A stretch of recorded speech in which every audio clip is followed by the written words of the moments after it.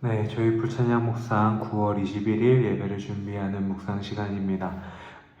이번 주일 우리 예배 본문은 창세기 23장 12절부터 20절까지의 말씀인데요. 그 중에서 제가 16절의 말씀을 읽겠습니다. 아브라함이 에브론의 말을 따라 에브론이 헷 족속이 듣는 데서 말한 대로 상인이 통용하는 은 400세겔을 달아 에브론에게 주었더니. 아멘. 네, 이 말씀은요, 아브라함이 땅을 사려고 하는데 그 땅의 원래 주인이었던 에브론이 그냥 쓰셔도 된다라고 말합니다.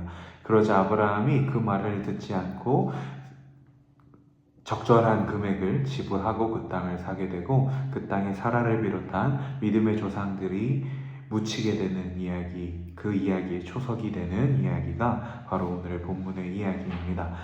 이 본문을 통해서 우리가 이번 주일 살펴보고자 하는 것은 하나님의 일을 이루기 위해서 세상의 편의와는 조금 다를지라도 그것을 해내는 것, 이것을 우린 선한 싸움이라고 부르죠. 그 선한 싸움에 나아간 아브라함, 그리고 그 선한 싸움으로 나아간 아브라함으로 인해 이 족속들이, 우리 믿음의 조상들이 자신들이 묻힐, 그리고 자신들의 영토를 온전히 확보하게 되었다라는 이야기를 나누게 되지 않을까 생각해 봅니다. 제 묵상에서는 그런 생각이 듭니다.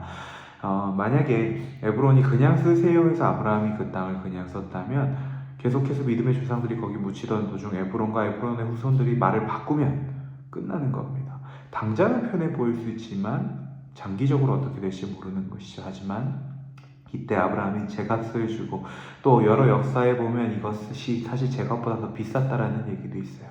그것을 지불하고 이 땅을 삼으로 인하여 그 하나님의 믿음의 조상들의 초석이 되는 땅을 확보하기도 하고, 또 그 일을 할 수 있었던 거죠. 그것은 아브라함의 개인의 욕심으로는 불가능했을 겁니다. 편한 자리를 박차고 나와야 되는, 내 돈을 들이지 않는 자리를 박차고 나와야 되는 것이었으니까요.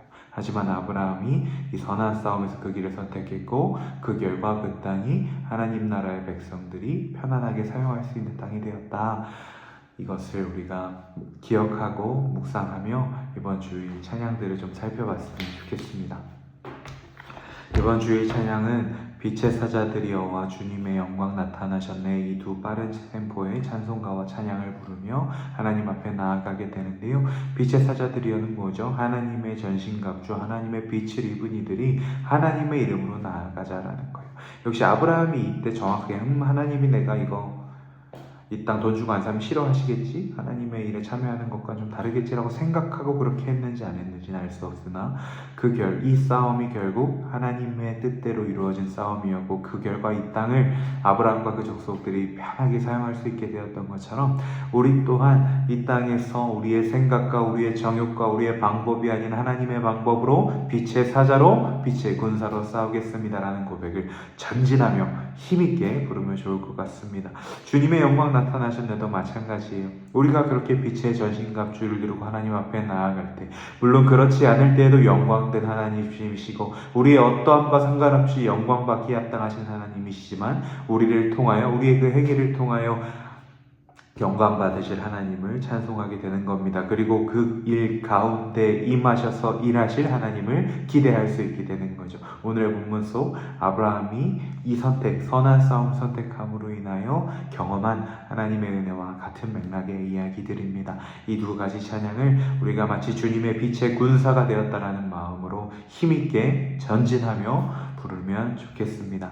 3번 곡은 이산지를 내게 주소서, 4번 곡은 하나님의 부르심인데요.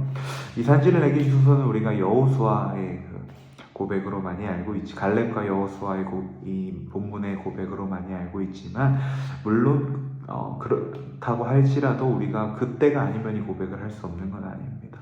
역시 아브라함도 하나님이 보여주신 그 땅, 자신의 가정이, 자신의 족보가 묻힐 그 땅을 하나님의 뜻대로 선한 싸움으로 나아간 것이죠. 그거 하면서 하나님한테 얼마나 많은 질문, 얼마나 많은 간구, 얼마나 많은 고백, 얼마나 많은 선포들을 했을까요? 우리도 그 마음으로 나아갔으면 좋겠습니다. 아브라함도 하나님의 마음을 따라 이 땅을 돈 주고 은 400세겔을 주고 샀지만, 그 과정에 정말 망설임도 있었을 것이고 힘든 것들, 우여곡절들이 있었을 거예요. 경제적인 것이 될 수도 있죠. 가정에서 다른 얘기를 했을 수도 있습니다. 여러 상황들이 이것을 은 400세겔 주고 사는 것에 적합하지 않았을 수 있어요. 하지만 아브라함이 그 길을 간 것처럼 우리 또한 주님을 신뢰함으로, 주님을 의지함으로, 주님이 주시는 담대함으로 큰 소리 외치며 나아가겠습니다. 주님, 내가 주님 뜻대로 갈 테니 주님 주시옵소서, 주님 부어주시옵소서, 그렇게 고백하며 나아가는 거예요. 그리고 마지막 찬송으로 그 계획을 신뢰한다. 지금 보이지 않고 지금은 잘 모르겠지만 이 선한 싸움에 향하는 나와 우리와 함께 하시는 그 길 끝에 가장 선한 길, 가장 완전한 길로 우리를 인도하실 신실하신 주님을 신뢰한다라는 고백을 선포하며 이 고백을 마무리하게 됩니다. 원래 이 피아 워십이나 손경민 목사님이 쓰신 하나님의 부르심은 자전적 고백의 느낌이 더 강하다면, 우리는 이 이산지를 내게 주소서에 이어 붙여서 부를 때 더 담대하게 선포하는 고백으로 이 찬양을 부른다면, 이 우리가 묵상하고 우리가 고백하고 선포하고자 하는 메시지와 더 잘 맞아떨어지지 않을까 생각해 보게 됩니다. 내일 1번부터 4번까지 우리가 주님의 군사, 선한 싸우는 군사가 되었다는 마음으로 전진하며 힘있게 찬양할 수 있었으면 좋겠습니다. 찬양 이후에는 부름받아 나서니 우리가 고백하게 될 텐데요. 아브라함도 믿음의 사람으로서 하나님의 부름을 받아 그곳까지 갔고 그곳에서 이 선한 싸움을 싸웠고 마침내 그 결과 이 승리의 길이 이어진 것처럼, 우리 또한 우리에게 주어진 이 삶의 자리에서 예배당 문밖, 또 이번 주일을 시점으로 한 주간 살아갈 모든 삶의 자리에서 주님의 부름받은 자답게 주님과 함께 승리하며 주님의 승리를 경험하며 주님의 승리를 찬송하며 살아가겠노라 라는 결단의 고백을 하며 예배를 마치게 됩니다. 이번 주일 우리는 선한 싸움을 싸우는 하나님의 군사가 되겠노라 라는 다짐과 고백과 선포로 예배했으면 좋겠습니다. 이번 주에도 주님의 선하심 함께 고백할 건데요. 이번 주에는 후렴의 고백, 신실하신 나의 주님, 나의 삶을 인도하셨네. 나의 모든 호흡 다해 오 선하신 주를 노래하리. 이 고백에 대해서 여러분들이 이 가사, 어느 가사 하나여도 좋습니다. 어느 문장 한 문장이어도 좋습니다. 그거 묵상하시고 그 안에 여러분들의 고백, 여러분들의 기도 제목도 써보시고, 또 여러분들이 나아가고자 하는 결단의 고백도 쓰시면서 묵상하시면 좋겠습니다. 첫 주에는 첫 번째 벌스를, 지난주에는 두 번째 벌스를, 이번 주에 후렴의 고백을 묵상하는 숙제입니다. 여러분 꼭 함께 해주시면 더 깊이 있는, 더 곡조 있는 고백을 함께 올려드릴 수 있을 것 같습니다. 제가 기도하겠습니다. 하나님, 우리는 승리할 수 없습니다.